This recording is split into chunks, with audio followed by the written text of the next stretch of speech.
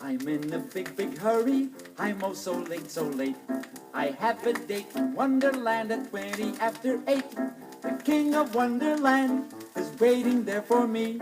That's why I better hurry, hurry, hurry. Gosh, I'm late. As Alice followed the funny little white rabbit, she found herself at the bottom of a deep rabbit hole. There she saw a long hall with many, many holes. Oh my, the doors are all locked. But nearby on a glass table, there was a golden key that fitted a very small door leading to a lovely garden. That door is much too small for me to crawl through, cried Alice. Then she saw a little bottle that said, "Drink me." And after drinking some, she grew smaller and smaller and smaller. Oh dear, now that I'm so small, I can't reach the golden key on the table that will open the garden door. What shall I do? She cried and cried, wondering how she could ever grow to her normal size again, when suddenly she saw a piece of cake that said, "Eat me." And she ate some, and soon she grew to her normal height again. Looking around, she saw a big grinning cat, and Alice said, "Which way should I go?" In that direction, you will find the mayor and a little dormeows. How, Alice? How do you do today? We're glad to know you, Alice. Have a cup of tea and then we'll all go out and play. The Mad Hatter, the March Hare, and the Dormouse acted so silly that she soon left them and at last found herself in a lovely garden. As she wandered along, a parade of Wonderland soldiers came marching by. They were clubs, diamonds, and the King and Queen of Hearts.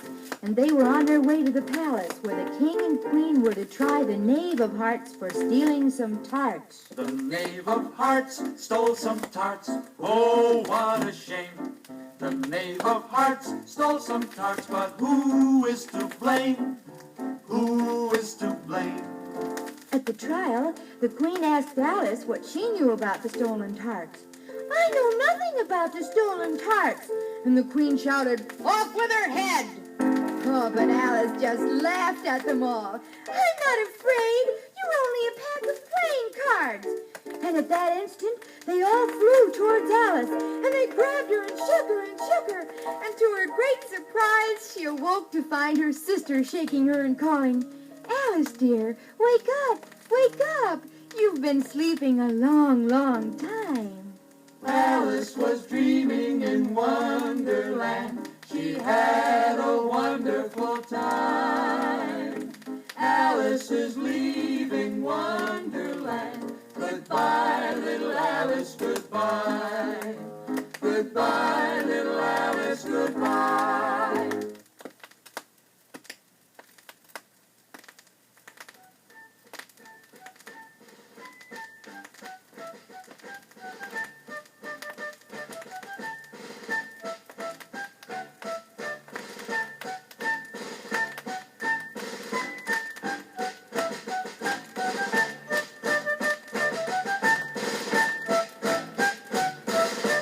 Thanks so much.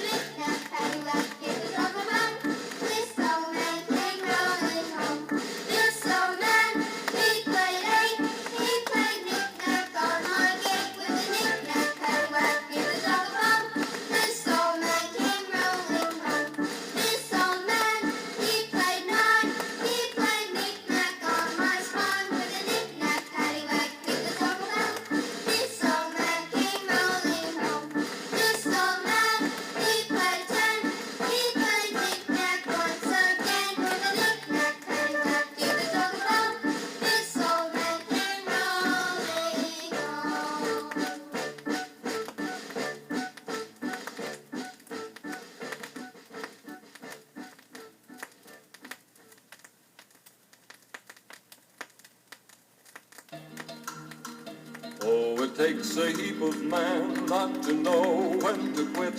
Yes, it takes a heap of man to go on. For when the chips are down and you know this is it, you've got nothing but your gun to lean upon. Wyatt Earp, such a man, Wyatt Earp. Nerves of steel, heart of gold, lightning hands. If you want the bravest lawman in the whole darn West, wait till Wyatt comes a-riding across the sands. He can shoot his gun as quick as the crow flies at dawn. He can hit a hummingbird in full flight. And every bad man knows that his chances are gone when he finds it's Wyatt Earp that he must fight. Wyatt Earp, such a man, Wyatt Earp.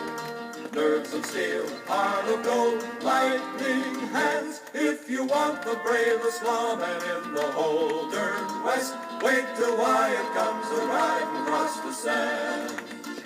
Now the history books all tell of the pride of the West, and they say that Wyatt Earp had no fear. They say folks good and true knew that he was the best, and their town was safe from harm when Wyatt's near. Wyatt Earp, such a man, Wyatt Earp. Nerves of steel, heart of gold, lightning hands. If you want the bravest lawman in the whole darn West, wait till Wyatt comes a-riding across the sand.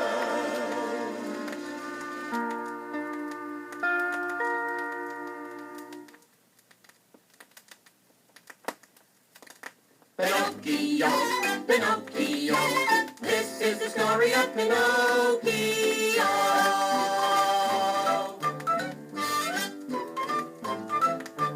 This is the story of a little boy, an old wood carver's pride and joy. A boy who was carved out of wood, and who wasn't really very good. One day when Pinocchio went to school, along the way he stopped to fool. We know that isn't very smart, and it almost broke his father's heart. Pinocchio, Pinocchio, why are you bad, Pinocchio? I'm not bad, I'm good, but I don't do as I should. And whosoever could, if their head were made of wood. Pinocchio sold his little red coat.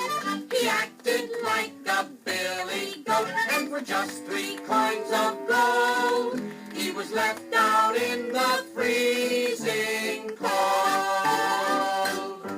Well, Pinocchio walked around in the cold until he became very, very sick. And a good blue fairy took him in and put him to bed and called the very best of doctors for him. First, there was Dr. Crow. The puppet is quite thick, I think. He's hovering right on the brink. But if he's not sick, I tell, 'twould be a sign that he were well. And then there was Dr. Owl. The puppet is quite well, I think. I really think he's in the pink. But if he's not well right quick, I tell you that he's very sick. And just then, a little cricket hopped into the room and said, Don't pay attention to these two. Chirpy Cricket knows what to do. It's just that he's not very smart, and his papa's home with a broken heart. So you see, Pinocchio was very sick because he'd been such a bad boy.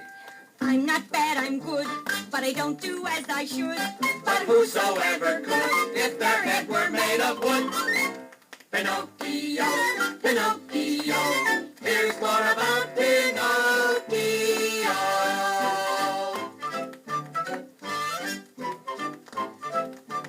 More of the story of the little boy, the old wood carver's pride and joy. A boy who was carved out of wood, and who wasn't really very good. The next day, Pinocchio was walking down a road looking for his father who was lost. A big stagecoach full of little boys came by. They all seemed to be having such a good time that Pinocchio jumped on board. And lo and behold, he found himself in the land of boobies. Oh, all I do is play and play. I play all day long. And everything is bright and gay, so nothing can go wrong. But it did. Hee-haw, hee-haw, my name is Pinocchio. Hee-haw, hee-haw, how it happened I don't know. Hee-haw, hee-haw, my ears just grow and grow. Hee-haw, hee-haw, I am a donkey. Well, Pinocchio was sold, first to a circus, and then to a peddler. And when the peddler went to wash him, the pure ocean water changed him from a donkey back to a little puppet again.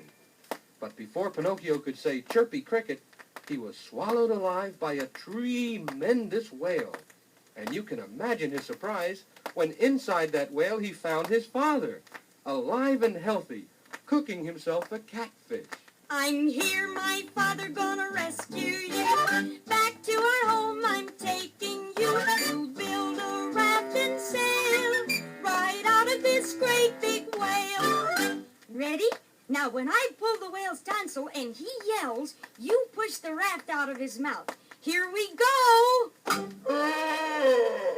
And back home they went. And believe it or not, the very next day when Pinocchio woke up, he was no longer a puppet, but a real live boy. Oh, he's not bad, he's good, and he did do as he should.